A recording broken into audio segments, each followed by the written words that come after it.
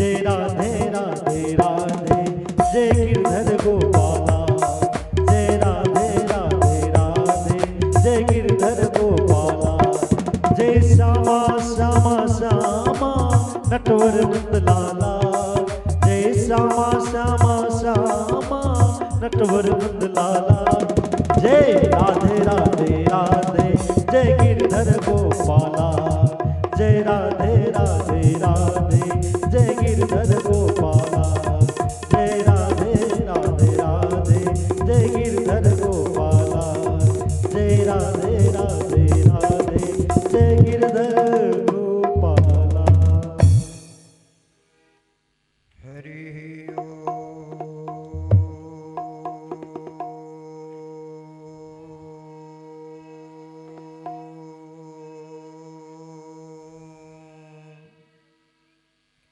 श्री गणेशाय नमः। श्री सद्गुरु चरण कमलेभ्यो नमः। श्री आदिशक्ति भगवती सरस्वत्यै नमः। श्री अंजनी कुमाराय नमः। श्री सीतारामाभ्यां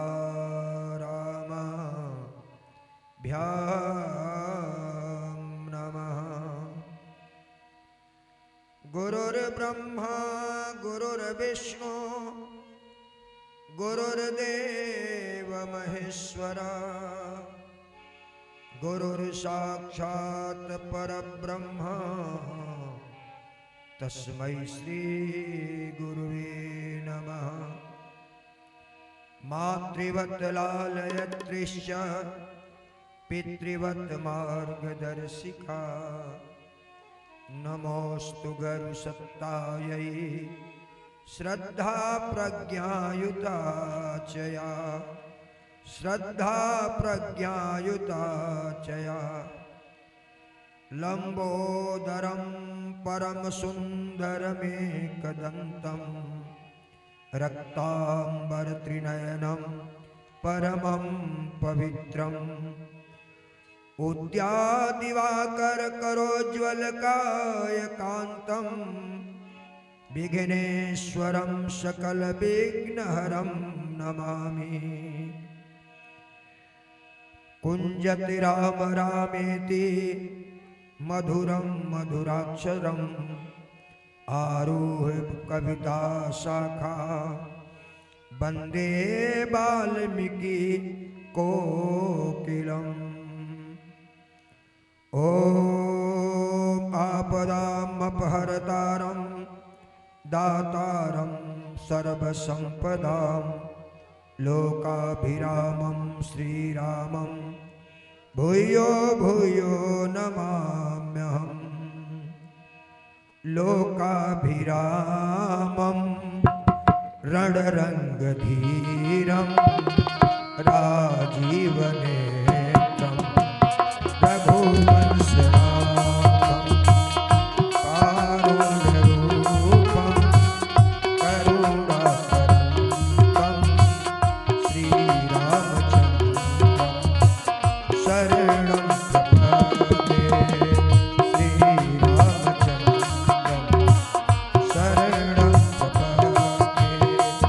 नमस्ते सते जगत का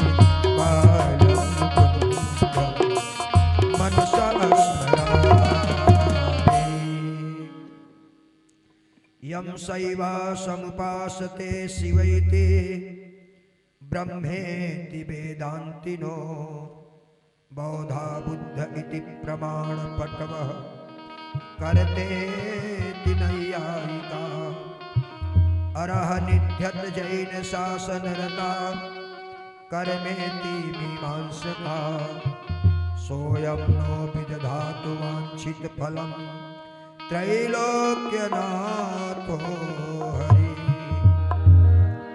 यत्र यत्र रघुनाथ कीर्तनं तत्र तत्र कृतमस्तकाञ्जलिं वाष्पवारी परिपूर्णलोचनं मारुतिं नमत शान्तकम्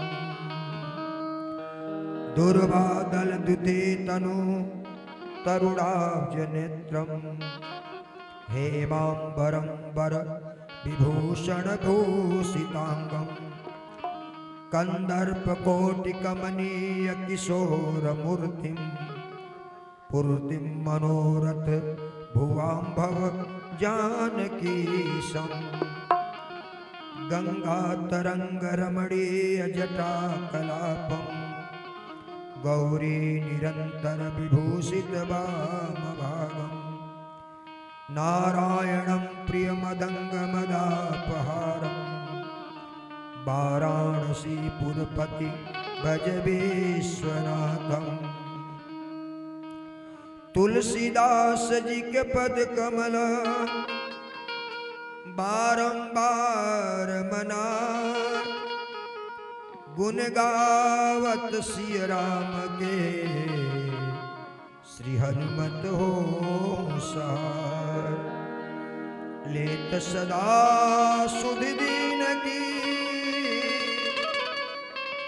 सहज दया के धाम जननी जनक राजेश के प्रभु जी सीताराम प्रभु जी सीताराम हरे राम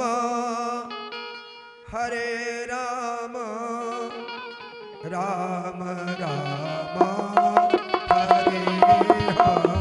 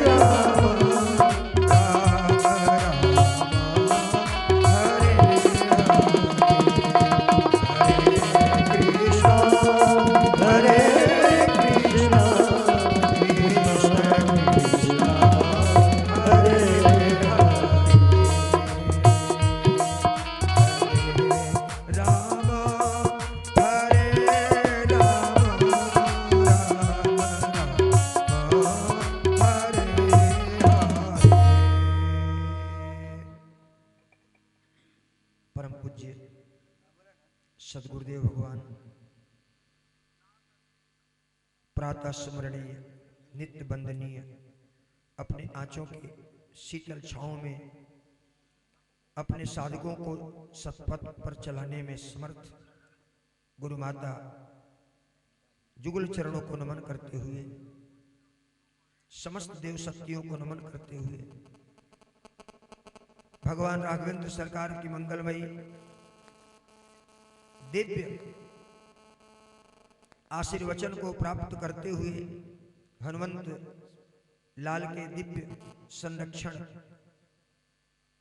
और इस क्षेत्र के कुल देवता कुल देवी की मंगलमयी कृपा से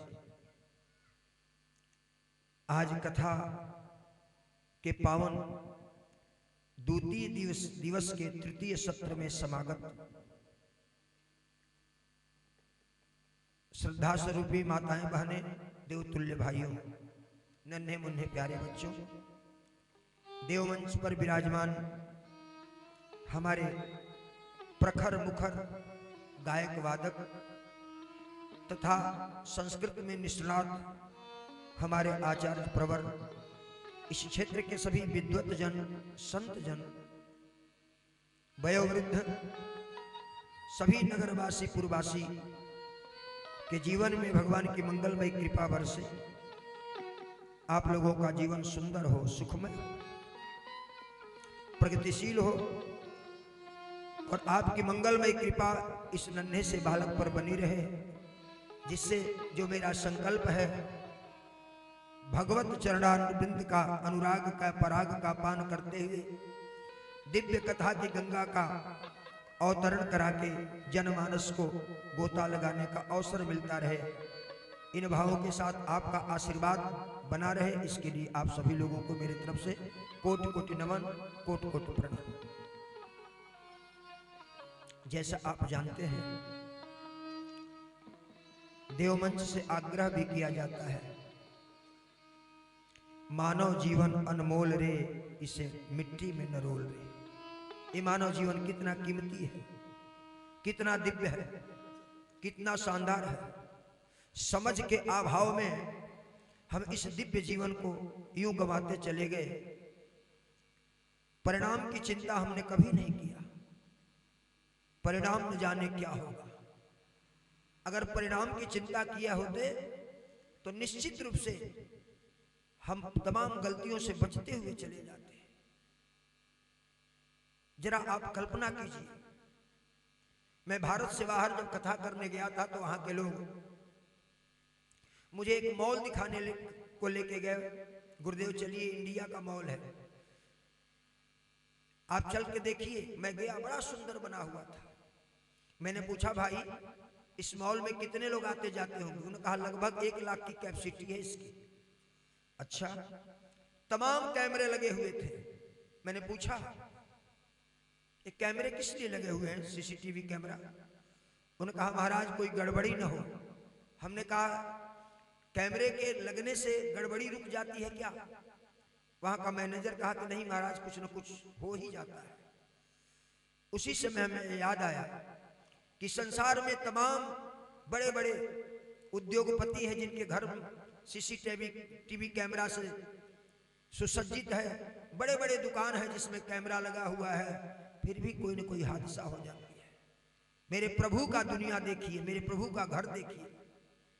उस मॉल की कैपेसिटी 1 लाख प्रतिदिन लोगों को आने जाने की कैपेसिटी थी, और भगवान का जो संसार है इसमें करोड़ों लोग रोज आते और जाते हैं।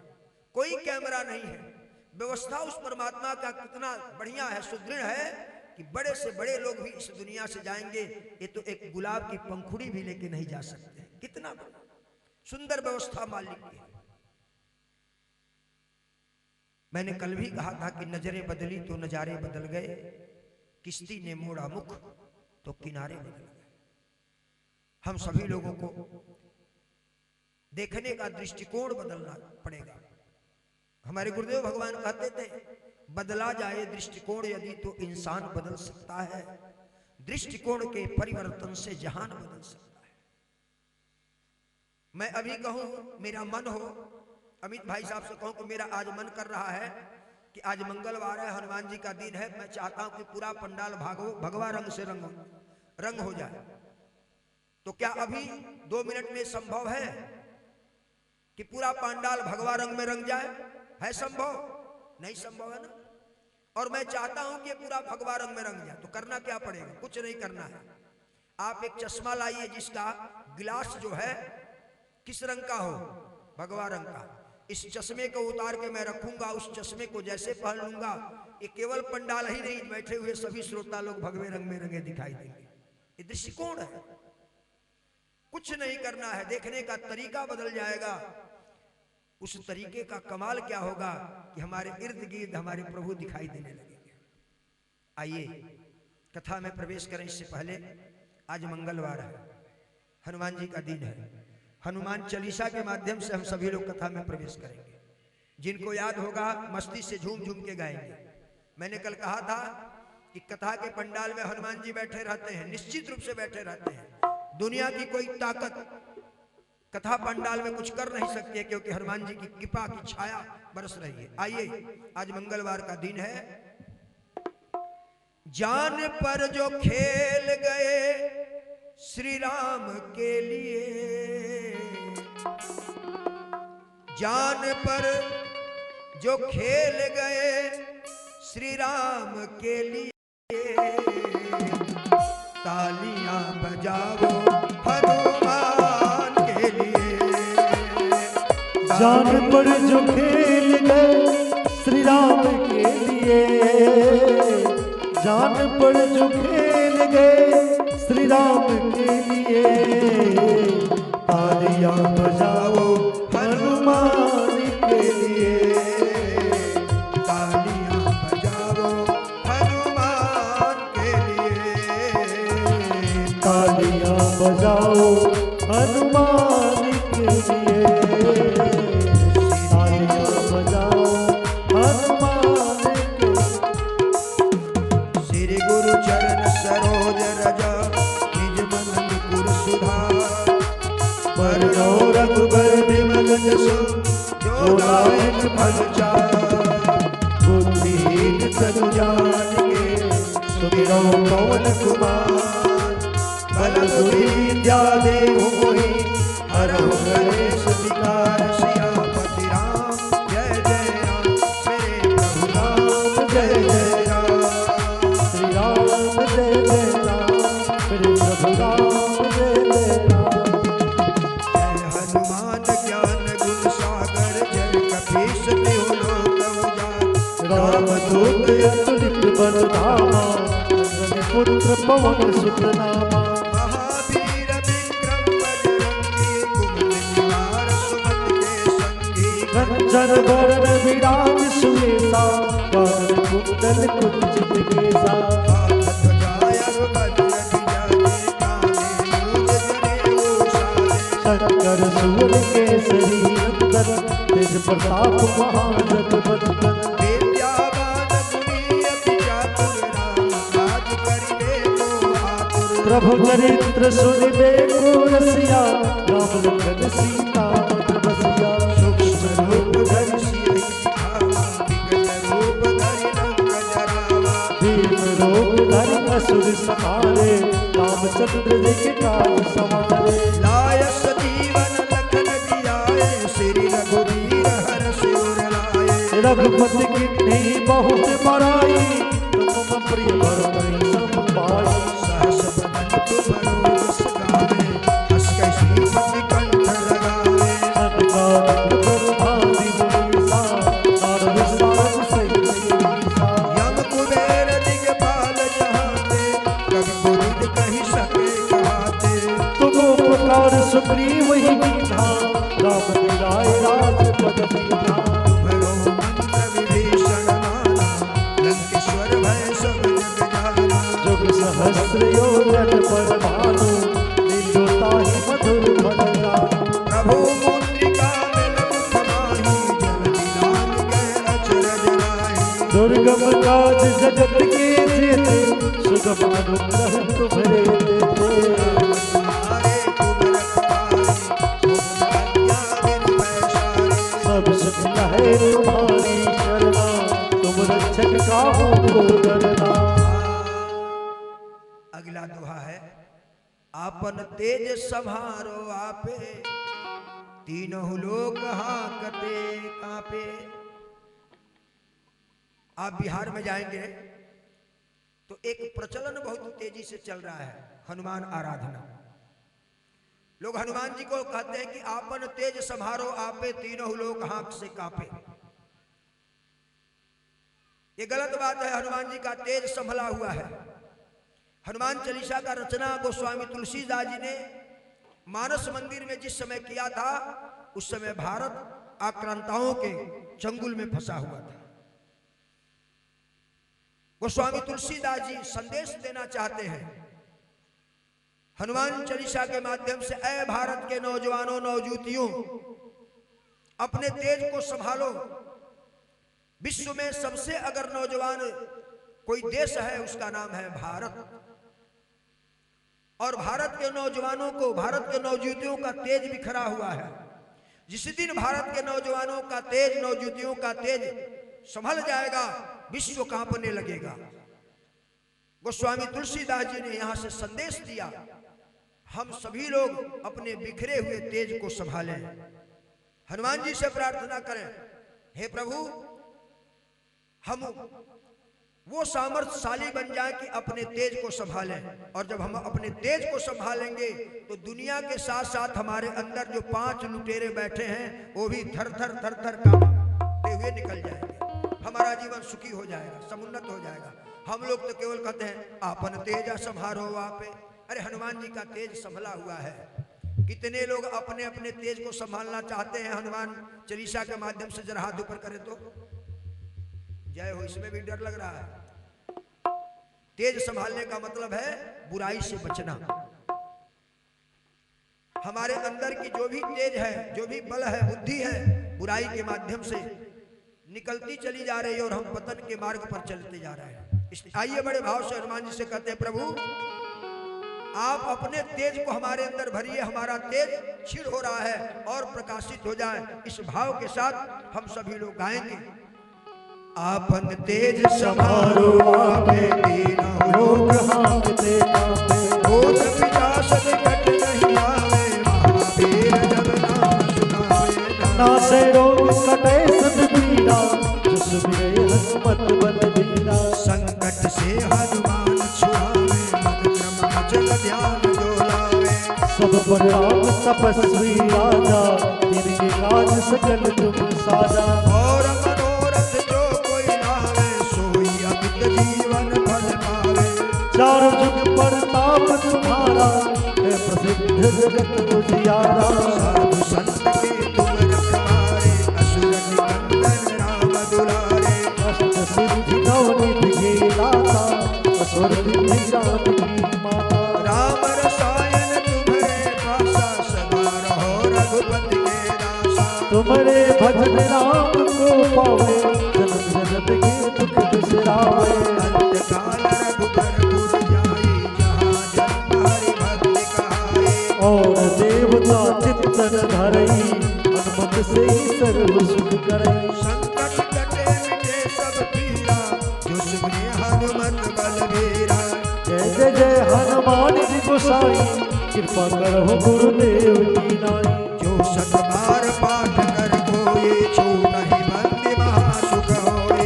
जो यह पढ़े हनुमान चालीसा, होय सिद्धि साखी गौरी सा। तुलसीदास सदा तेरा, विजय नाथ हृदय महादेवा। विजय नाथ हृदय महादेवा। विजय नाथ हृदय महादेवा, विजय नाथ हृदय महादेवा। पवन तनय संकट हरण, मंगल मूर्ति रूप। राम लखन सीता सहित, हृदय बसहु सुरभूप। सियापति राम जय जय राम, मेरे प्रभु राम। आइए हम सभी लोग कथा में प्रवेश करें। व्यास मंच से एक निवेदन है कि दूसरे सत्र की कथा को हम लोगों ने किस घाट पर विराम दे करके गए थे, कौन सी कथा हम लोगों ने सुनी और सुनने के बाद आरती करके गए थे, जरा प्रसंग बताएंगे क्या? खड़े हो जाए भैया।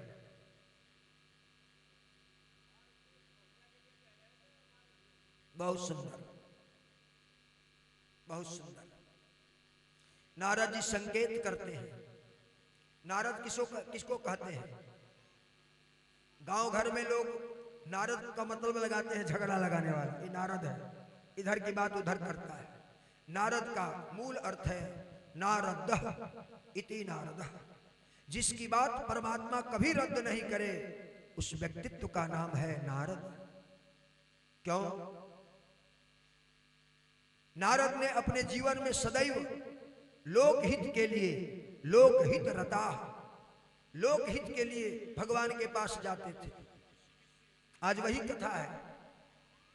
अपनी समस्या लेके नहीं जाते थे, और अब एक बार अपनी समस्या भी लेके गए तो प्रभु के सामने निवेदन किया, जेहि विधि हो ही नाथ हित मोरा, करहु सुबेग दास मैं तोरा।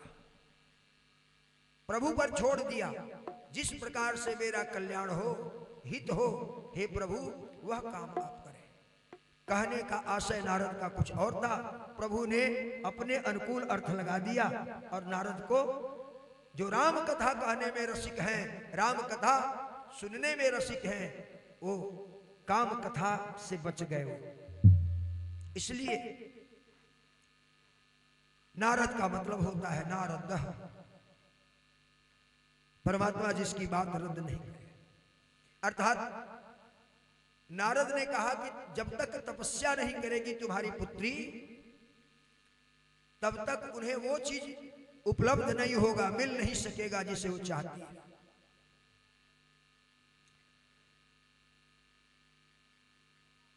नारद जी ने सुंदर उपदेश दिया, और जैसे ही उपदेश दिया तो तुरंत पार्वती जी के पिता ने हाथ जोड़ करके प्रार्थना किया, महाराज एक काम करें, जो कहें वो अनुष्ठान आप करें, जो कहें मैं दक्षिणा दूंगा, कम से कम आप इस काम को कर दें। आप तपस्वी हैं, मेधावी हैं, और आपके तप के बल से हमारे बेटी का सौभाग्य सुधर जाएगा, दुर्भाग्य सौभाग्य में परिवर्तित हो जाएगा, कृपा कीजिए। नारद जी ने कहा कि देखो, किसी विशेष कार्य के लिए स्वयं अनुष्ठान करना पड़ता है,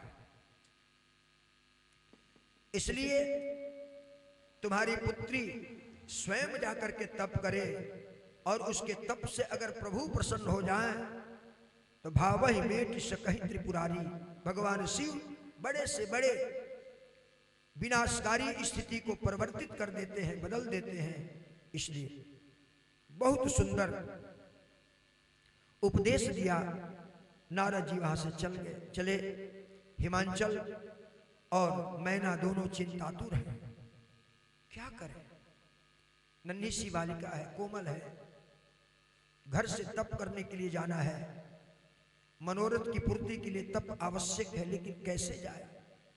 जंगल में जाएगी, कानन में जाएगी, वहां हिंसक जानवर हैं, भयभीत हो जाएगी, भला तप कर पाएगी। विचार मंथन कर रहे हैं, कैसे कहें। बुढ़ापे में एक प्रभु की कृपा से एक कन्या का शुभागमन हुआ, उससे भी अपने आंखों से ओझल कर दे तप के लिए। जहां हिंसक जानवर रहते हैं, हिम्मत जुटा नहीं पाए दोनों दंपत्ति, कैसे क्या करें। रात्रि के समय एक कवि का बड़ा सुंदर भाव है, आंखों में ऐसा अश्क भर लो, पीने से जो ना कम हो, भरने से जो ना छलके। आंखों में ऐसा अश्क भर लो, पीने से जो ना कम हो, भरने से जो ना छलके। बिस्तर की सिलवटों से जरा पूछो बेकरारी, काटी है रात हमने करवट बदल बदल के, काटी है रात हमने करवट बदल बदल के। दोनों पति पत्नी हिमांचल मैना आपस में बात करते हुए रात्रि व्यतीत कर दिया। चिंतातुर है, नींद नहीं आई, कैसे कहें, कैसे बालिका कोई बात बताएं। प्रातः हुआ, चिंतातुर है। स्वयं भगवती पार्वती अपने पिताजी के पास, माताजी के पास जाती हैं और कहती हैं, मां, मैंने रात्रि में एक स्वप्न देखा है। एक बूढ़े ब्राह्मण आए हैं और मुझसे कह रहे हैं, बेटी, अपने सौभाग्य को सुधारना है, अपने जीवन को श्रेष्ठ बनाना है, तो तुम्हें तपस्या करना चाहिए, जाओ तप करो, तप करो। जो माता पिता कहना चाहते थे, आज पुत्री उस चिंतातुर माता पिता के सामने प्रस्ताव रख दिया। माता पिता ने आज्ञा दिया, हाँ बेटी जाओ। नन्ही सी बालिका अपने सुंदर वस्त्र को, परिधान को बदलती है, श्वेत वस्त्र पहनती है और माता पिता को प्रणाम करके हृदय की दिव्यता को बढ़ाते हुए वो तप करने के लिए निकलती है। जाते जाते मैना ने पार्वती से कहा, बेटी, सुना है हमने कि जब तप करने जाते हैं तो फिर तप में, जप में एकाग्रता की आवश्यकता होती है। गोस्वामी तुलसीदास जी लिखते हैं, उर्धरी उमा प्राणपति चरना,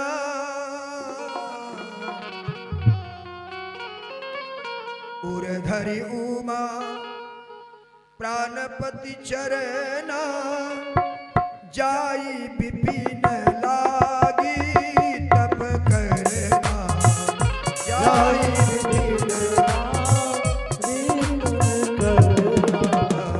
अति सुकुमारन तनु तप योगु, अति सुकुमारन तन तप योगु, पति पद सुमिरी तजे सब भोगु, पति पद सुमिरी तजे सब भोगु, पति पद सुमिरी तजे सब भोगु। कोमल शरीर लेकर के अपने प्रियतम को हृदय में बिठा करके उमा विपिन अर्थात वन में पहुंची, तपस्या करने लगी। अति सुकुमार शरीर है, कोमल शरीर है, और आज शिव को पति के रूप में प्राप्त करने के लिए सारे सुखों का परित्याग करके परमात्मा तब मिलता है जब हम संसार के सुखों का परित्याग कर दें। ये क्षणिक सुख है, निरंतर रहने वाला सुख तो भगवान का स्मरण है। निरंतर सुखी भगवान का नाम करता है। तप करने लगी, और तप भी ऐसा नहीं, हम आप जैसा नहीं। अभी नवरात्रि आने को तैयार है, नूतन वर्ष की तैयारी है। हम लोग 31 मार्च, 31 दिसंबर से लेकर के 1 जनवरी तक नया वर्ष मनाते हैं। ये हमारा अपना नया वर्ष नहीं है। हिंदू का नया वर्ष जब आता है तो प्रकृति में परिवर्तन होने लगता है। पुराने पत्ते पेड़ के अपने आप गिरते हैं, नई कपोलिकाएं लग जाती हैं, ऋतु परिवर्तन होता है, नभमंडल में दिव्य वातावरण होता है। शक्ति की उपासना करके हम नववर्ष मनाते हैं। और इतना नहीं, कितना बड़ा परिवर्तन होता है। किसानों के लिए नूतन फसल तैयार, विद्यार्थियों के लिए नूतन सब्जेक्ट तैयार, बैंक कर्मियों के लिए बैंक का क्लोज मंथ, सब कुछ नूतन शुरुआत होता है। और देवी की उपासना करते हैं। 9 दिन की नवरात्रि में हम अगर व्रत करते हैं तो फिर इतना पेट भरते हैं कि कहते हैं व्रत कर रहे हैं। आज एकादशी है ना, एक बूढ़ी माँ एकादशी का व्रत की, उसका बड़ा वाला बेटा 12 बजे घर में घुसा। बूढ़ी माँ के चेहरे बिल्कुल उदास थे। बेटा ने पूछा, माँ क्या बात है, छोटे वाले भाई ने कुछ कह दिया क्या? घर की बहुएं तुम्हारा अपमान तो नहीं कर दी? नहीं बेटा नहीं। फिर तुम्हारा चेहरा लटका हुआ क्यों है, क्यों उदास हो? बूढ़ी माँ ने कहा, बेटा आज एकादशी है। अच्छा तो व्रत हो? हाँ बेटा।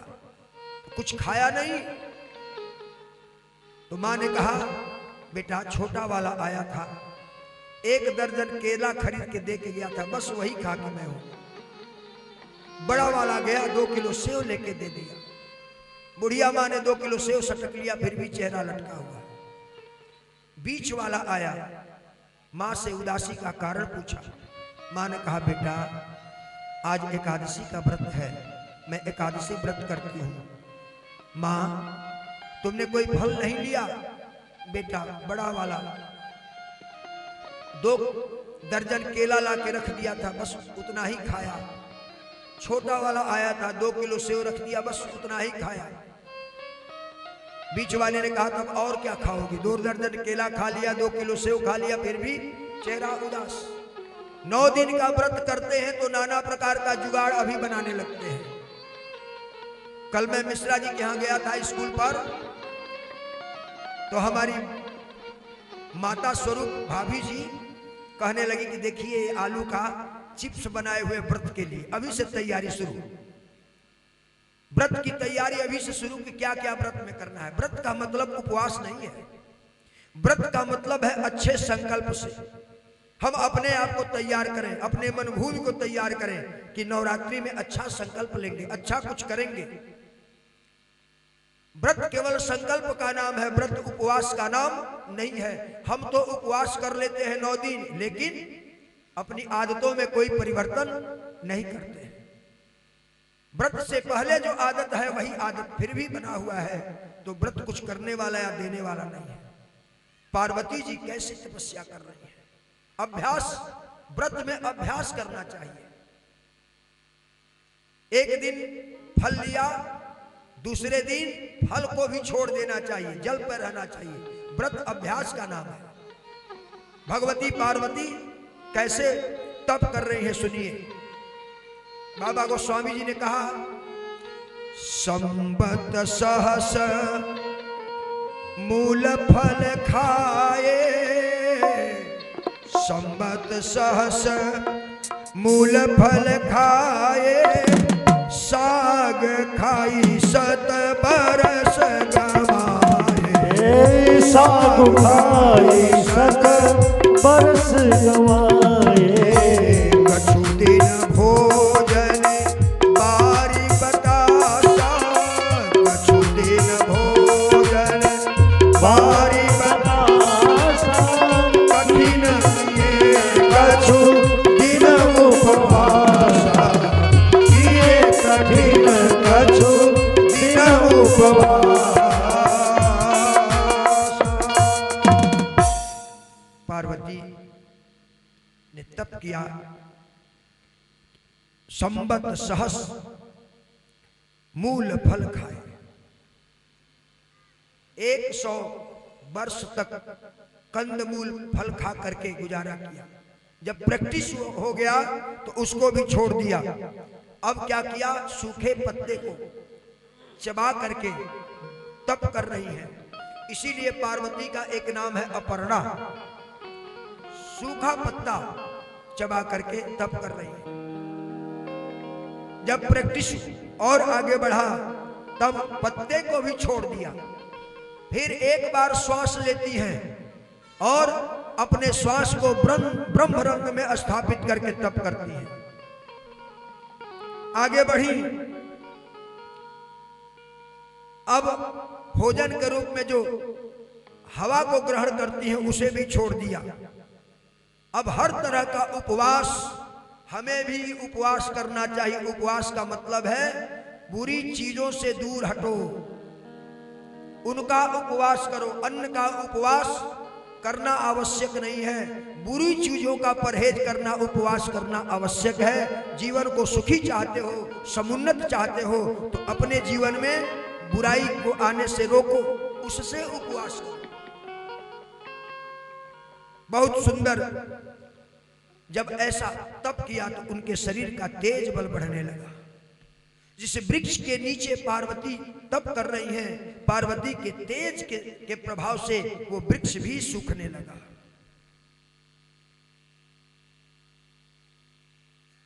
पूरा कानन पार्वती के तप से दिव्य हो गया। तप के प्रभाव से प्रभावित हो गया पूरा जंगल, और बिल्कुल जंगल तेज से ओतप्रोत हो गया। कहते हैं अशतपु कीन, अशतप काहुन कीन भवानी। पार्वती ने जैसा तप किया ऐसा तप किसी ने नहीं किया। युगों युगों से इस तरह का तप किसी ने नहीं किया। तो स्वामी जी कहते हैं अशतप काहुन किन्ह भवानी, भये अनेक धीर मुनि ज्ञानी, भये अनेक धीर मुनि ज्ञानी। आप ही पिता बुलावहि जबहि, हठ परिवार घर जावहु तबहि, हठ परिवार घर जावहु तबहि, हठ परिवार घर जावहु तबहि। ऐसा तपस्या किसी ने नहीं किया था सृष्टि में जिस तरह उमा ने किया। तपस्या परिपूर्ण हुआ, आकाशवाणी हुई। ऋषि आकर के कहते हैं कि बेटी तुम्हारा तपस्या पूर्ण हुआ। आकाशवाणी व्योम वाणी हुई, भगवती आपके तपस्या से हम सभी प्रसन्न हैं, आप चिंता मत कीजिए, आपके मनोनुकूल फल मिलेगा। ऋषि आए, ऋषियों ने भगवती पार्वती से कहा कि देवी आपका तपस्या पूर्ण हो गया, आप जो चाहती हैं वो मिलेगा, इसलिए अब जिद मत करना। आपके पिताजी आपको बुलाने आए तो जिद छोड़ करके आप अपने पिताजी के साथ चली जाना। आज गोस्वामी तुलसीदास जी यहां से कथा का प्रसंग बदल रहे हैं। अभी तक मैना और पार्वती जी की कथा सुनाई, अब शंकर जी की कथा सुनाने जा रहे हैं। कौन सी कथा? सती ने जब अपने जीवन को अपने पिता के यज्ञशाला में भस्मीभूत कर दिया था, उस समय भोलेनाथ ने संकल्प कर लिया कि अब जीवन में वैराग्य ही धारण करूंगा, अब शादी के झमेले में नहीं पड़ूंगा। इसमें दुख ही दुख है। भगवान शंकर ने बिल्कुल संकल्प कर लिया था। गोस्वामी जी यहां से प्रसंग बदलते हैं, लिखते हैं उमा चरित में, उमा चरित सुंदर में गावा, सुनहु शंभु कर चरित सुहावा, सुनहु शंभु कर चरित सुहावा। जब ते सती जाई तनु त्यागा, तब ते शिव मन भयहु विरागा, तब ते शिव मन भयहु विरागा। जपत सदा रघु नायक नामा, जह तह सुनहि राम गुण ग्रामा।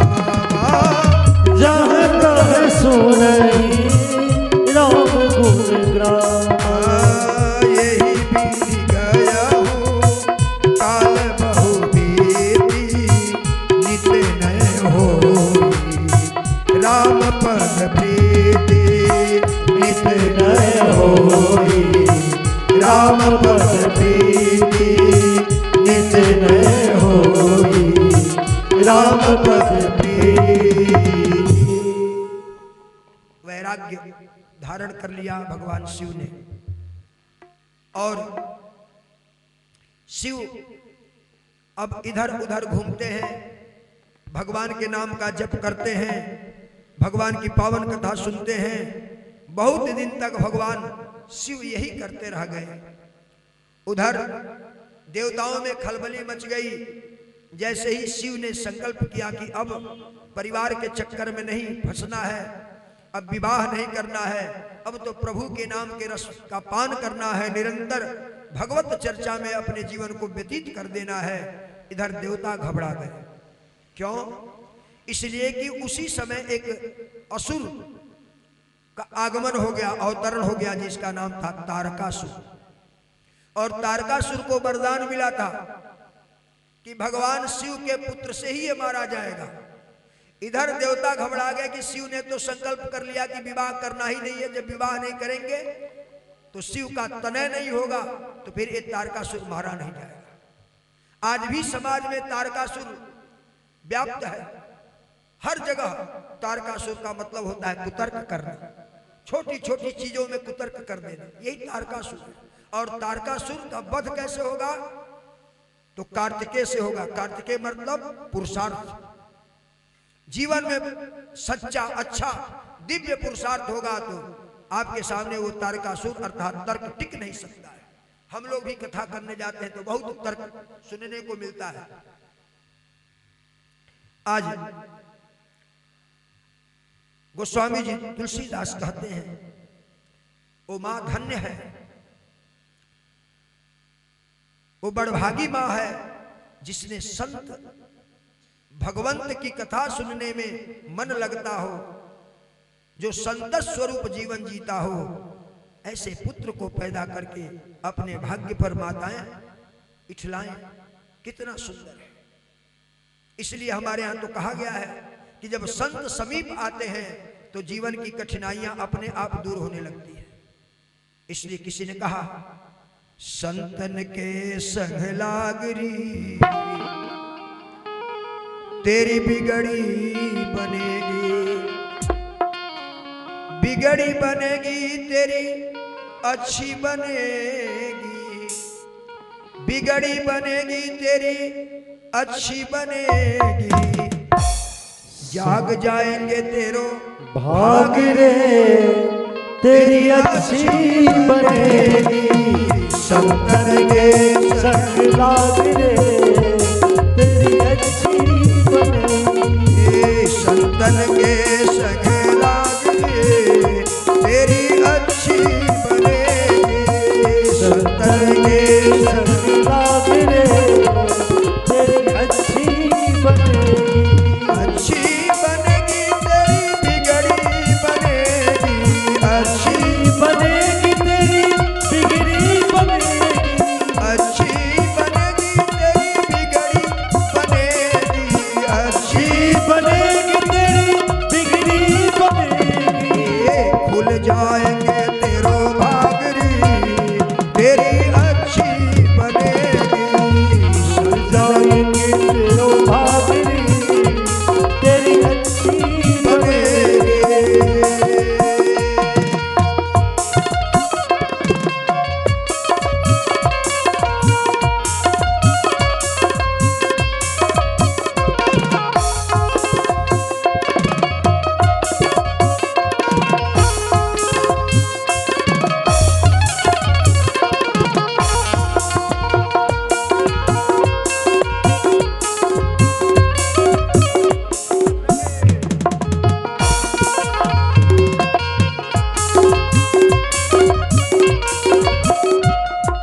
पीछे से भैया पूछ रहे हैं, महाराज आपने तो कह दिया लेकिन किसी की बनी है क्या?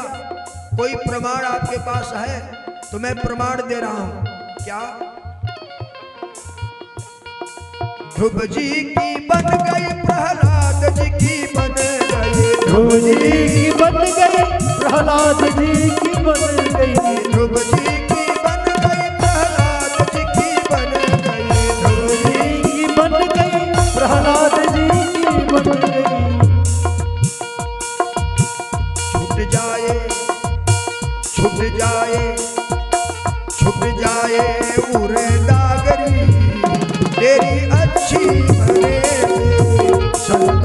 संग लागरी तेरी अच्छी बनेगी। संतन के संग लागरी तेरी अच्छी बनेगी। संतन के संग लागरी तेरी अच्छी बनेगी।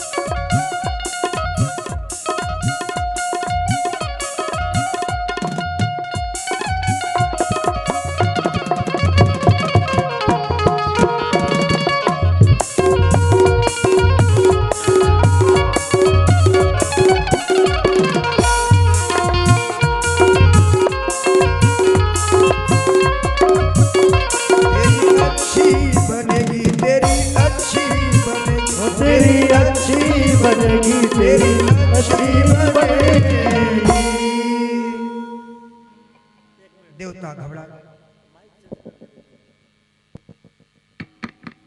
माइक चेंज कीजिएगा कि ऑपरेटर को चेंज कीजिएगा। जरा देखो इधर, तो यहाँ देख रहे हो भैया।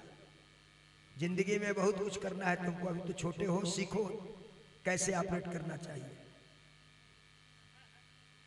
ध्यान रखो। माइक चेंज करोगे कि तुमको चेंज कर दे हम? अच्छा अच्छा, तुम भी भौंकने के चक्कर में हो? अच्छा अच्छा,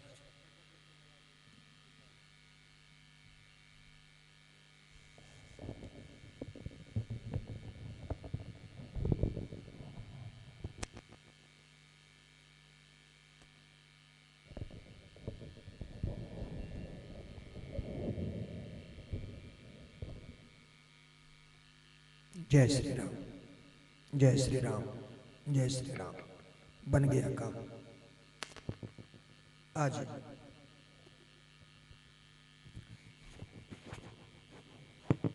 गोस्वामी तुलसीदास जी कहते हैं, धन्य हो वो माताएं जो अपने बालक को संस्कारित बनाती हैं, दिव्य बनाती हैं, भगवत मार्ग पर चलाती हैं। आज मैना के भाग्य की सराहना ऋषियों ने किया, जो अपने नन्ही से फूल सी बच्ची को तप करने में पारंगत कर दिया। सृष्टि में उस तरह का तप का अधिकार किसी को प्राप्त नहीं हो पाया था। इसलिए बाबा गोस्वामी जी कहते हैं, सुन जननी सोई सुत बड़ भागी, जो पितु मात बचन अनुरागी, जो पितु मात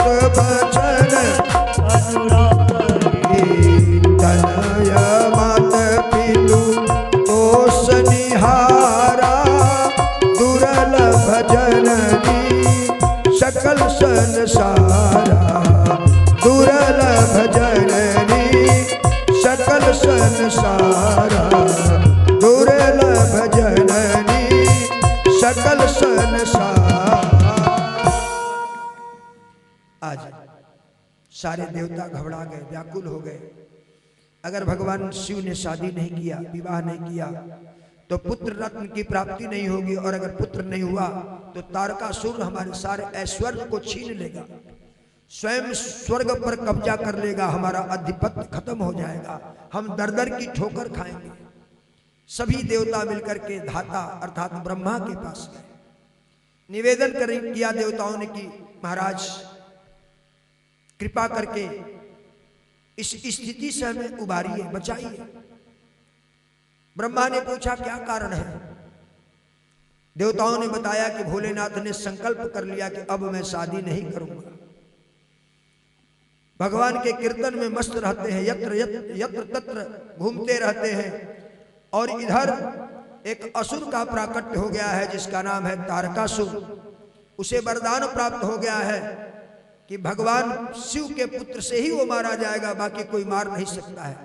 प्रभु अगर ऐसा नहीं हुआ, शिव ने विवाह नहीं किया, तारकासुर का वध नहीं हो पाएगा। अगर तारकासुर का वध नहीं हुआ तो हमारा जो स्वामित्व है वो खतरे में है।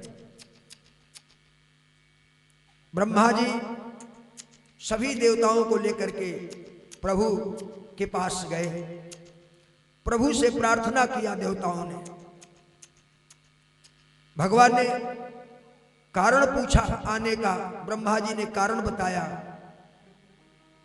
प्रभु जो शिव के हृदय सम्राट हैं, ऐसे भगवान राम प्रसन्न हुए और कहे कोई बात नहीं है, चिंता मत करो, इस समस्या का समाधान मैं करूंगा। आज प्रभु अपने धाम को छोड़ करके शिव जी के पास गए। शिव जी नेत्र बंद करके अपने आराध्य को अपने हृदय पटल पर स्थापित करके प्रभु के नाम का सुमिरन कर रहे थे, मस्त होकर के सुमिरन कर रहे थे। एकाएक भगवान की झांकी हृदय से गायब हो गई। भगवान भोले शंकर व्याकुल हो गए, बेचैन हो गए, अंतर्मुखी होकर के अपने प्रभु का दीदार करके जप कर रहे थे। जैसे ही झांकी हृदय पटल से गायब हुई, शिव के नेत्र खुले, भगवान सामने खड़े दिखाई दिए। जो हृदय में थे वही सामने खड़े दिखाई दिए। भोलेनाथ ने बड़ी विनम्र अनुनय विनय किया। भगवान ने शिव से कहा कि देखो, आप अपने हृदय में हमारी झांकी को बिठा करके पूजा पाठ करते हो, नित्य जप करते हो, लेकिन मैं आपके सामने आया हूं आपसे कुछ मांगने के लिए, कुछ आदेश देने के लिए। भगवान शिव ने कहा कि प्रभु बताइए, आपका आदेश जो है वो शिरोधार्य है, मैं अपने सिर पर धारण करूंगा, आदेश दीजिए। भगवान ने कहा नहीं नहीं, मेरे आदेश को अपने सिर पर धारण मत करो, हृदय में धारण करो। भगवान शिव ने कहा कि प्रभु बड़ों का आदेश तो शिरोधार्य किया जाता है। उन्होंने कहा नहीं, अगर सिर पर धारण कर लिया तो न जाने कब आदेश गंगा के प्रवाह से प्रवाहित हो जाएगा और फिर तुम हमारी बात को भूल जाओगे, क्योंकि तुम्हारे दिव्य जटाओं से गंगा कलकल छल छल करती हुई निकल रही हैं, इसलिए हमारी आज्ञा को अपने हृदय पटल पर धारण करो, ऐसा वचन दो। शिव ने वचन दिया। भगवान कहते हैं शिव से, सिरधर आयस करे तुम्हारा, परम धर्म यह नाथ हमारा, परम धर्म यह नाथ हमारा, परम धर्म यह नाथ हमारा, परम धर्म यह नाथ हमारा। भगवान भोलेनाथ ने कहा कि प्रभु जो आप कहें वो मैं करूंगा, आदेश कीजिए। भगवान ने कहा, हे शंभो, आप विवाह कीजिए। भगवान शिव ने कहा, क्यों प्रभु, आपके भजन में विवाह की क्या आवश्यकता है? आपके पावन मंगलमयी दिव्य झांकी में डूब जाने के लिए विवाह की क्या आवश्यकता है? भगवान ने मुस्कुराते हुए कहा, देवताओं में बेचैनी है कि बहुत दिन हो गए किसी के शादी में हम सम्मिलित नहीं हुए, कुछ अच्छा भोजन करने को नहीं मिला। सारे देवता सोच रहे हैं कि किसी की शादी में सम्मिलित हो। इसलिए मैं कह रहा हूं कि सभी देवताओं के अंदर जो उदासीनता है वो उत्सव में बदल जाए। आप इतना काम कीजिए। भगवान ने आदेश दिया और महाराज शिव ने भगवान के आदेश को शिरोधार्य किया। बाबा लिखते हैं, अति सुंदर सुचि सुखद सुशीला, अति सुंदर सुचि सुखद सुशीला, गावहि वेद जसु जसु लीला, गावहि वेद जसु जसु लीला, दूषण रहित सकल गुण राशि, दूषण रहित सकल गुण राशि, श्रीपति परब कुंठ निवासी, श्रीपति परब कुंठ निवासी। भगवान शिव को आदेश देकर के वैकुंठ चले गए।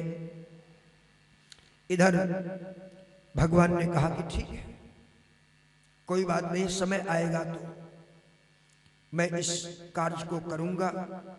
भगवान पुनः तप में लीन हो गए। इधर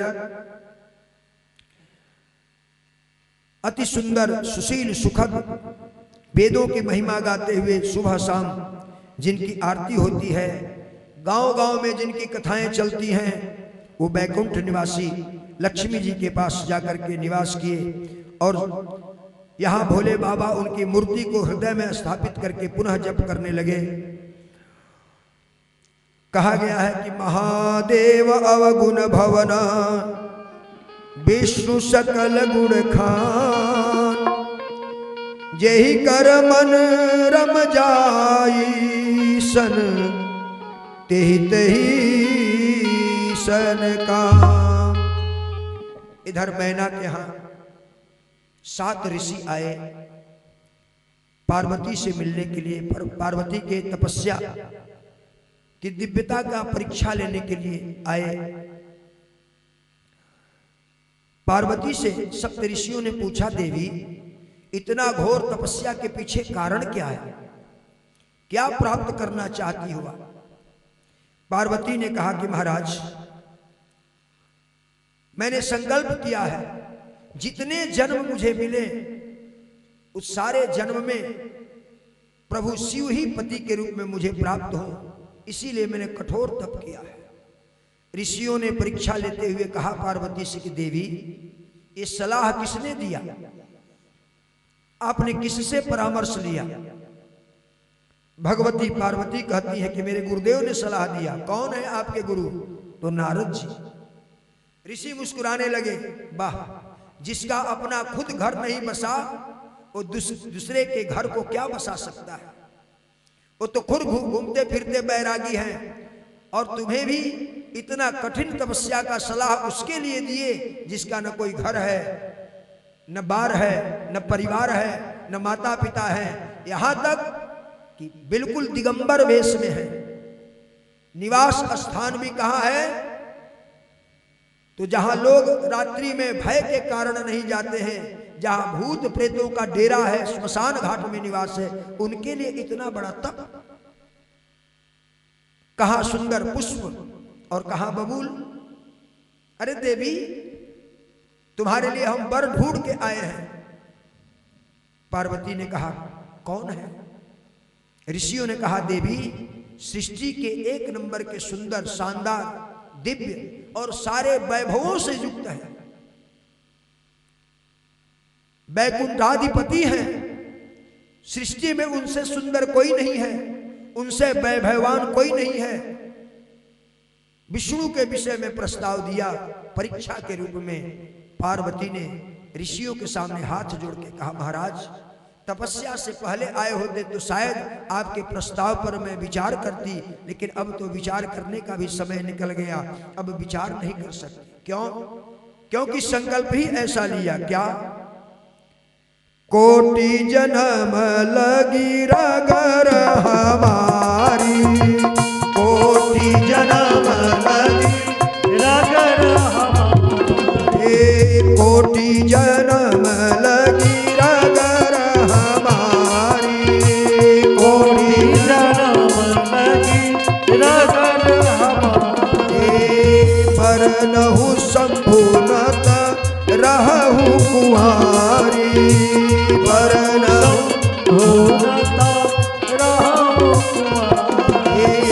तजहुन नारद कर उपदेशु, तजहुन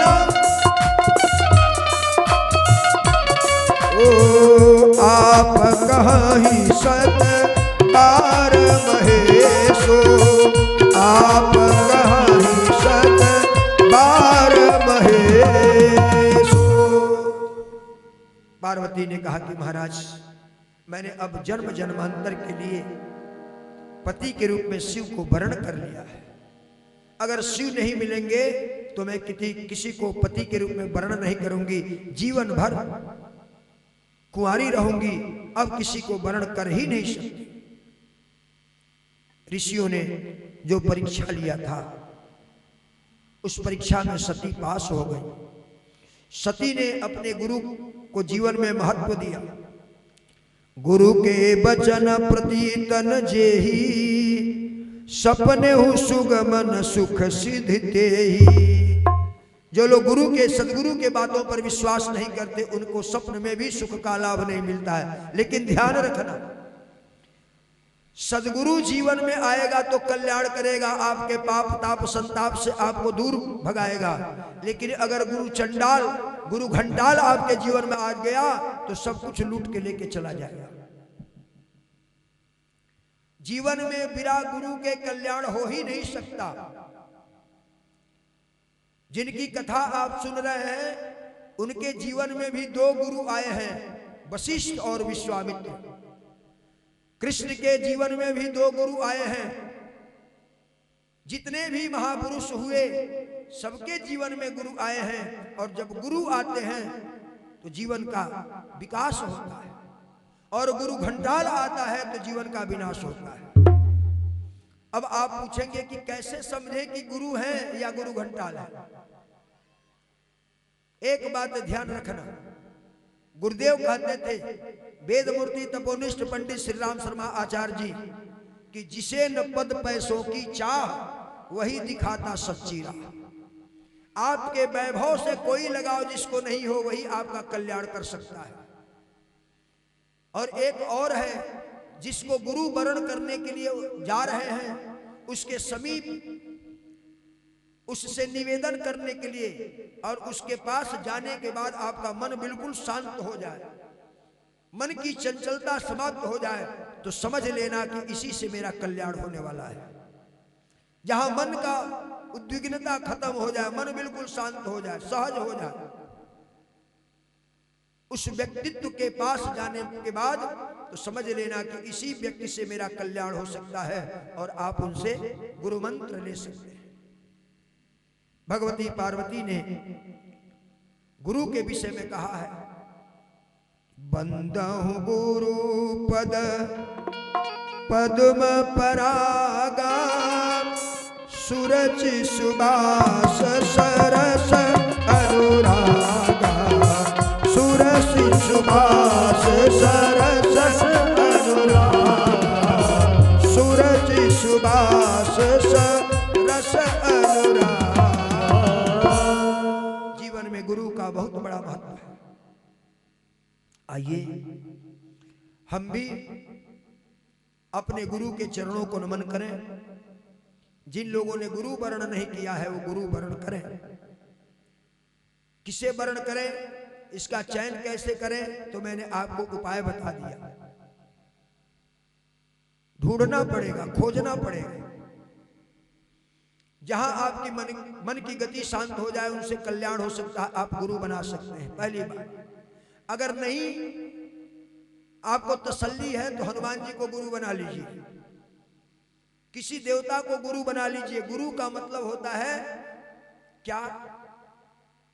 पूर्वांचल में हमारे तरफ गुरु मंत्र लेने के बाद से कहते हैं लोग हम गुरुमुख हो गए हैं, कहते हैं ना, गुरुमुख हो गए। गुरुमुख अर्थात गुरु के तरफ हमारा मुख हो गया है। इसका नाम है शाब्दिक दीक्षा, दी इच्छा। अपनी इच्छा भगवान के, गुरुदेव भगवान के चरणों में समर्पित कर दिया। हमारी अब कोई इच्छा नहीं है। अब जीवन को गुरु के इच्छा के अनुकूल बना के जीना है, फिर कल्याण हो गया। दीक्षा लेने में अपनी इच्छा को गुरु के चरणों में छोड़ देना पड़ता है। मेरी अपनी कोई इच्छा नहीं है, बस तेरी रजा में मुझे भी मजा है। ऐसा भाव जब जगता है तो कल्याण होता है। इसलिए आइए, भंवर में नाव पड़ी है,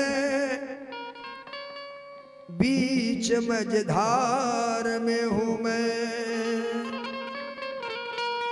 सहारा आकर के दीजिए गुरुदेव, अब लाचार हूं मैं। नैया लगा दो भव से पार, नैया लगा दो भव से पार, पार मेरे सद्गुरु नैया लगा दो भव से पार, पार मेरे सद्गुरु नैया लगा दो भव से पार, पार मेरे सद्गुरु नैया लगा दो भव से पार।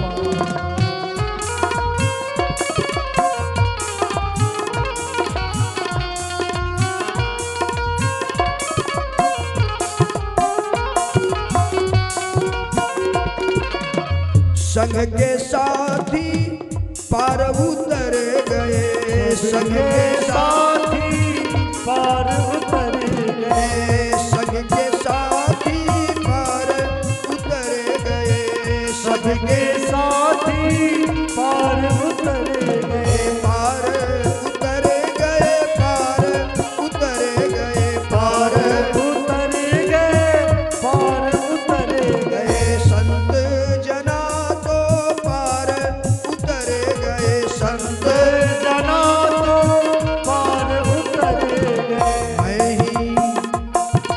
मैं ही रही मजेदार, मजेदार मेरे सद्गुरु नैया रही मजेदार, मजेदार मेरे सद्गुरु नैया लगा दो भव से पार, पार मेरे सद्गुरु नैया लगा दो भव से पार।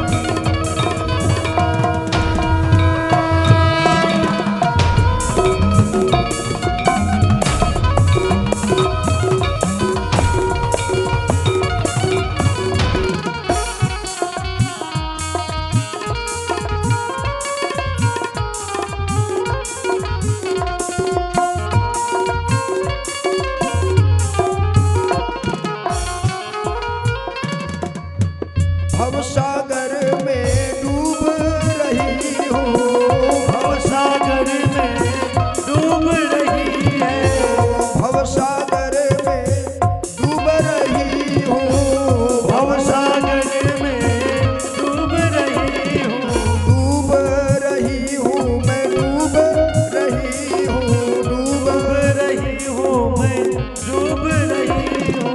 तुम ही वही हो पतवार, पतवार मेरे सदगुरु तुम ही हो पतवार, पतवार मेरे सदगुरु नैया लगा दो भव से पार, पार मेरे सदगुरु नैया लगा दो भव से पार, पार मेरे सदगुरु नैया लगा दो भव से पार, पार मेरे सदगुरु नैया लगा दो भव से पार, पार मेरे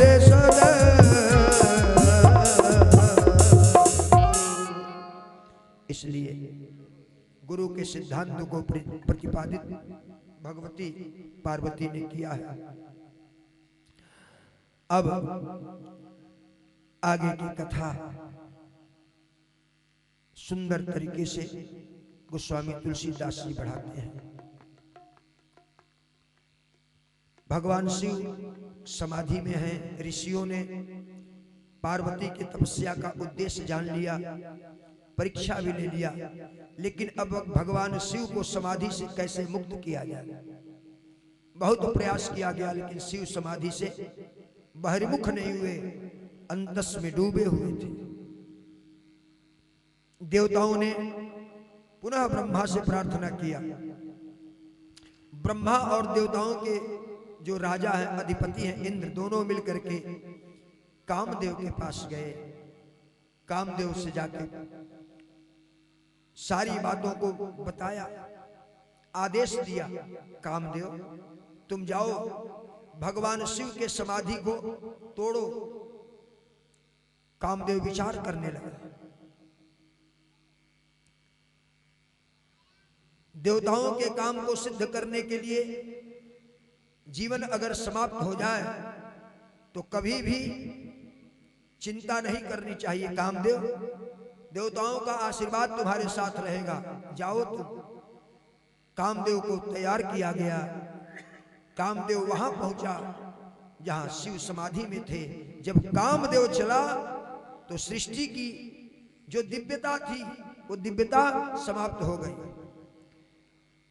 कामदेव ने सबसे पहले सृष्टि पर अपना प्रभाव डाला और ऐसा प्रभाव डाला कि जितने तपस्वी थे, मनस्वी थे, सारे लोग काम के प्रभाव से कांपने लगे, व्याकुल हो गए, बेचैन हो गए। लताएं वृक्ष से चिपट गईं, लिपट गईं। काम की व्याकुलता से सारी सृष्टि व्याकुल हो गई। गोस्वामी जी ने लिखा है, भय काम बस जोगी सतापस पावरहि की को कहे देखहि चराचर नारी में जो ब्रह्ममय देखत रहे।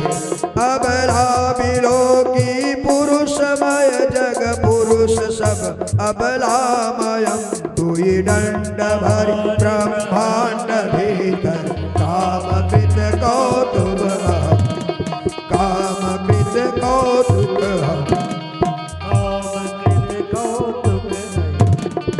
सारे लोग काम बस हो गए। जो सब में भगवान को देखते थे, आज वो दृष्टि नारी को देखने में मगन हो। पूरी सृष्टि काम में हो गई, कोई बच नहीं पाया। गोस्वामी जी से लोगों ने पूछा कि क्या सृष्टि में कोई बचा नहीं? गोस्वामी जी ने कहा हाँ बचा। कौन बचा? तो गोस्वामी जी ने कहा, धीर न काहू धीर सबके मन सीज हरे, जे राखे रघुबीर ते उबरे ते ही काम हो।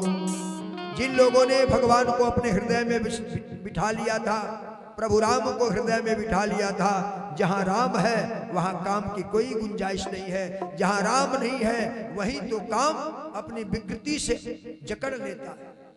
इसलिए हृदय पटल पर राम को बिठाओ।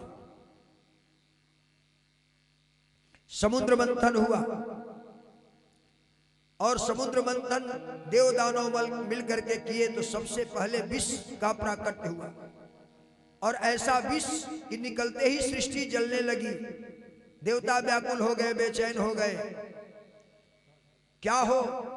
उस विष को लेकर के जाकर के भगवान भोलेनाथ को दिया गया। भगवान भोलेनाथ विष पान किए। जैसे ही विष को ग्रहण किया, स्मरण आया कि हमारे उदर में सारे देवता निवास करते हैं, अगर ये विष हमारे उदर में गया तो सारे देवता मर जाएंगे। इसलिए भगवान भोलेनाथ ने उस विष को अपने गले में रोक लिया, नीलकंठ बन गए। ब्रह्मा जी ने देवताओं से पूछा, देवताओं, जिसको तुमने विष दे करके वापस लौट के आए हो तो जाकर जरा देखो तो सही, जो विष निकलने मात्र से सृष्टि को जलाने में समर्थ था, उस विष को जिसने पिया होगा उसकी दुर्दशा हो गई होगी। अगर उसका राम नाम सत्य हो गया होगा तो आके बताओ, उनकी क्रियाकलाप हम लोग करें। देवता गए भगवान भोलेनाथ को देखने के लिए तो मस्त है, विष का कोई प्रभाव भगवान शिव पर नहीं है। देवताओं ने हाथ जोड़ करके पूछा, प्रभु इतना भयंकर विष निकलने मात्र से सृष्टि जल रही थी, उसको आपने पान किया और उसका प्रभाव आपके ऊपर नहीं है। भगवान शिव मुस्कुराए, देवताओं, जब तुम विष लेके आए थे, अब मान लो हम मंच पर 7 भाई हैं और सवायजपुर का एक मिठाई बड़ा प्रसिद्ध है जिसका नाम है गुजिया, है ना? ताजा ताजा बनता है, मावा भरा रहता है कि नहीं है? आप लोगों ने खाया है कभी? कितने लोग खाए हैं? मैं खाया हूं। कितना सुंदर है। आप बड़े मन से वहां से ताजा गुजिया लेके आए कि महाराज आप लोग गुजिया खाइए, और हम लोग पहले से ही नमक की डली मुंह में डाले हुए हैं, नमक से मुंह भरा हुआ है, तो बताइए गुजिया का स्वाद मिलेगा? गुजिया का स्वाद पाने के लिए क्या करना पड़ेगा? पहले मुंह का नमक बाहर निकालना पड़ेगा, तब तो गुजिया का स्वाद मिलेगा ना। शिव जी यही कहते हैं, अरे देवताओं, जब तुम विष लेके आए थे तब मैं अपने मुख में राम नाम की डली डाली हुई थी, राम नाम मेरे मुख में चल रहा था, और राम नाम के साथ जैसे ही विष पिया तो राम और विष मिलके विश्राम हो गया। जो भगवान का नाम जपते हैं वो विश्राम में रहते हैं, फिर चिंता भगवान करता है, किसी की चिंता की जरूरत नहीं है, परमात्मा चिंता करता है।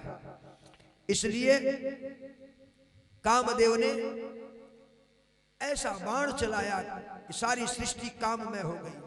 कामदेव आगे बढ़ा, शिव पर बहुत प्रहार किया, लेकिन भगवान शिव की समाधि नहीं खुली। अंत में कामदेव एक आम्र वृक्ष पर छिप करके आम्र पल्लव से एक दिव्य काम पुष्प बाण बना करके और भगवान शिव के ऊपर फेंका। वह काम पुष्प बाण भगवान शिव के हृदय पटल पर जाकर के धड़ाम से लगा। भगवान ने 2 नेत्रों से देखा, वो छुपा हुआ है, दिखाई नहीं दिया। भगवान को क्रोध आ गया, मेरी तपस्या में विघ्न पैदा करने वाला कौन व्यक्ति है? भगवान ने तीसरे नेत्र को जैसे ही खोला, तीसरे नेत्र से जैसे ही भगवान ने देखा, कामदेव दिखाई दिया और कामदेव जल करके छा गए। गोस्वामी तुलसीदास जी कहना चाहते हैं कि जितने लोग बैठे हैं सबके पास 3 नेत्र है। जैसे शिव के पास 3 नेत्र, उसी तरह सबके पास 3 नेत्र है। 2 नेत्र तो संसार को अपने और परायों को भान कराता है। जिस दिन हमारे जीवन में तीसरा नेत्र का प्राकट हो गया, उस नेत्र का नाम है ज्ञान नेत्र। जिस दिन ज्ञान नेत्र खुल गया, फिर काम कुछ बाल बांका करने वाला नहीं है। और आज कामदेव जल करके भस्म हुआ, भगवान की समाधि खुली। भगवान के पास कामदेव की पत्नी रति आकर के विलाप करने लगी, प्रभु मुझे तो वैधव्य योग मिल गया, अब मैं क्या करूं? आपने मेरे पति को भस्म कर दिया। भगवान भोले शंकर को दया आ गई और भोले शंकर ने रति से कहा कि कोई बात नहीं, एक काम करो, तुम कुछ दिन प्रतीक्षा करो। द्वापर में जब यही भगवान कृष्ण के रूप में अवतरित होंगे तो कृष्ण के तनय जो होंगे प्रद्युम्न, वो तुम्हारे पति के रूप में मिलेंगे और वहीं से तुम्हारा जीवन फिर प्रारंभ होगा। आज कामदेव की पत्नी रोती बिलखती भगवान शिव के वचनों से शांत होकर के निकली। कहते हैं, साथ देती नहीं है किसी का, साथ देती नहीं है किसी का, क्या भरोसा है इस जिंदगी का, साथ देती नहीं है किसी का, क्या भरोसा है इस जिंदगी का, साथ देती नहीं है किसी का, क्या भरोसा है इस जिंदगी का, साथ देती नहीं है किसी का, क्या भरोसा है इस जिंदगी का, क्या भरोसा है इस जिंदगी का, क्या भरोसा है इस जिंदगी का, क्या भरोसा है इस जिंदगी का, क्या भरोसा है इस जिंदगी का, साथ देती नहीं है किसी का, साथ देती नहीं है किसी का, क्या भरोसा है इस जिंदगी का, साथ देती नहीं है किसी का, क्या भरोसा है इस जिंदगी का।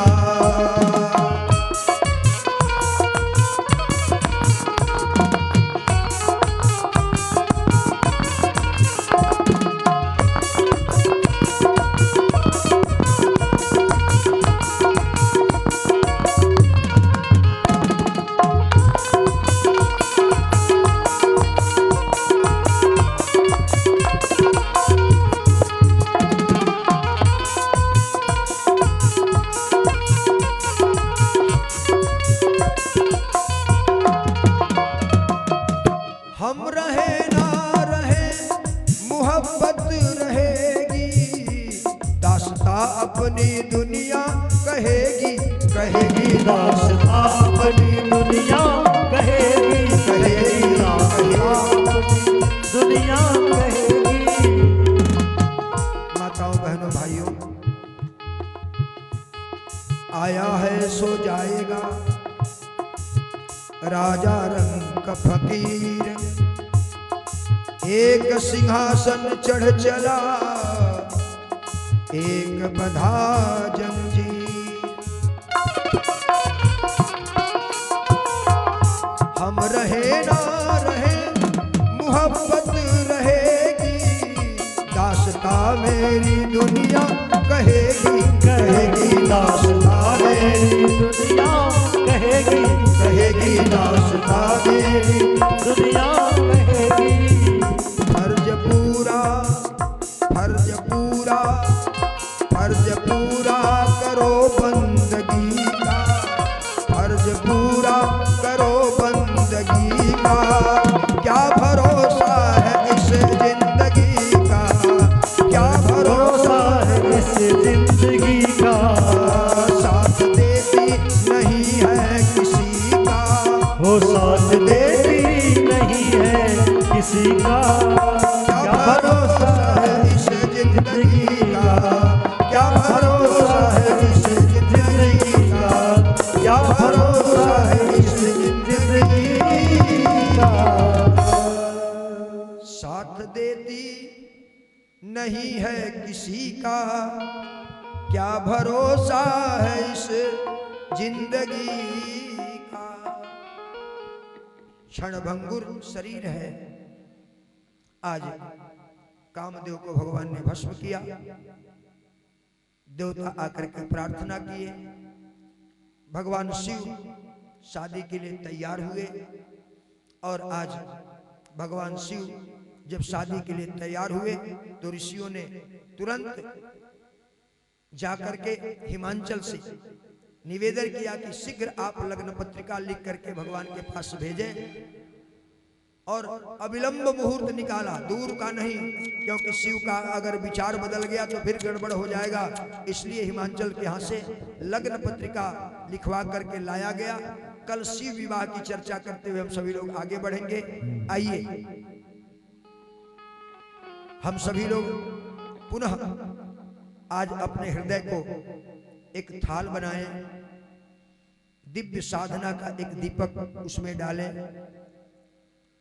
एक प्रेम की बाती उसमें डालें, ममता का घी उसमें लगाएं, विवेक के माचिस से जला करके आइए आज उस शिव की आरती उतारते हैं जिस शिव ने देवताओं के कार्य को सिद्ध करने के लिए अपने संकल्प को तोड़ डाला, ऐसे भगवान शिव की आरती उतारेंगे। मुख्य जजमान यहाँ आ जाएं, हम सभी लोग अपने स्थान पर खड़े हो जाएं। मंगलमयी आरती। गवीशपत्रम नगजातिहारे कुमार कातः शशिखंड मौली लंकेश संपूजित पाद पद्मं पायादनादे परमेश्वरौ पायादनादे परमेश्वरौ। ओम जय शिव ओंकारा मन रज शिव ओंकारा ब्रह्मा विष्णु सदा शिव भोले भोलेनाथ महादेव अर्धंगी धारा ओम हर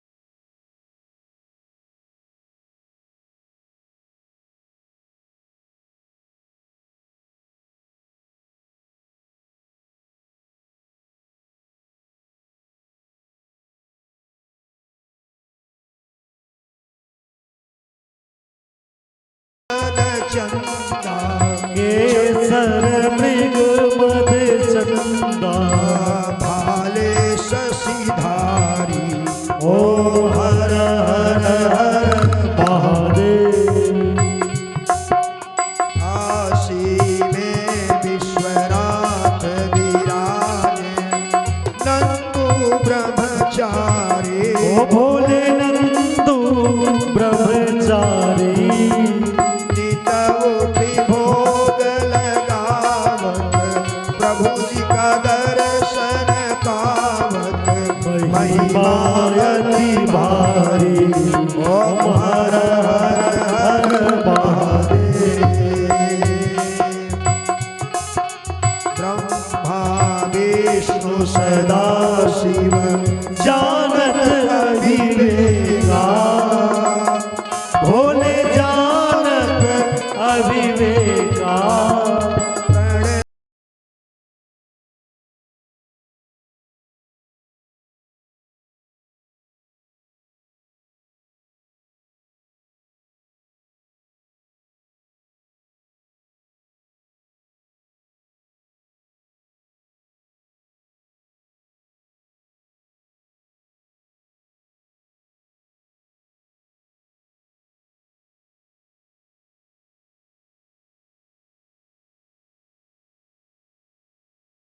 रटते ब्रह्मा हर हर रटते विष्णु भवसागर तरना ओम हर हर हर महादेव। काशी में विश्वनाथ विराजे नंदी ब्रह्मचारी भोले नंदो ब्रह्मचारी भोग लगावत शिव जी का दर्शन पावत महिमा अति भारी हर हर हर महादेव। स्वामी जी की आरती जो